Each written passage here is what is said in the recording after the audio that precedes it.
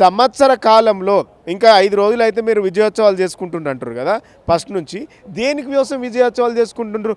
గురుకుల విద్యాలయాల్లో దాదాపు 880 మంది విద్యార్థులు అస్వస్థతకు గురైనరు, ఫుడ్ పాయిజన్ కావడం వల్ల మేము విజయోత్సవాలు చేసుకుంటామని చెప్తారా? ఈ సంవత్సర కాలంలో గురుకులాలలో సోషల్ వెల్ఫేర్లో చదివేటువంటి విద్యార్థులు దాదాపుగా 48 మంది చనిపోయినరు. ఆ విద్యార్థులు చచ్చిపోయినందుకు మేము ఘనంగా విజయోత్సవాలు చేసుకుంటుంటారా?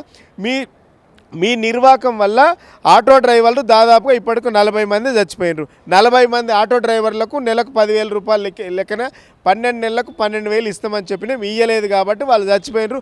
ఆ శవాల మీద మేము విజయోత్సవాలు చేసుకుంటామని చెప్తుండ్రా? ఏమన్నా కనీసమన్నా ఈ ప్రభుత్వానికి సిగ్గు అనిపిస్తుంది అసలు?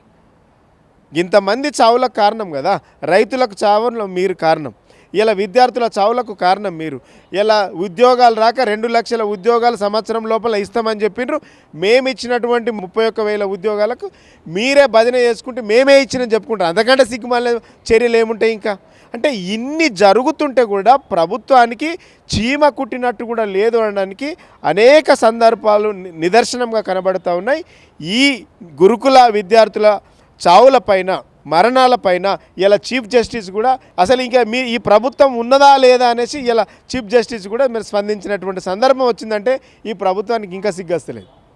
ఈ ప్రభుత్వం అసలు దేని మీద కాన్సన్ట్రేషన్ చేసిందో అర్థమవుతలేదు. అధికారులు ఎవరు పనిచేయడం లేదు, అధికారుల పైన ఉన్నటువంటి ఆఫీసర్లు పనిచేయడం లేదు, మంత్రులు ఎవరు సమీక్షలు చేయడం లేదు, ముఖ్యమంత్రి సమీక్ష చేయడం లేదు. వీళ్ళ సమీక్షలన్నీ కూడా కూడబెట్టుకునే దాంట్లో సమీక్షలు తప్ప సమస్యల పైన సమీక్షలు లేవు అన్నదానికి ఒక నిదర్శనం.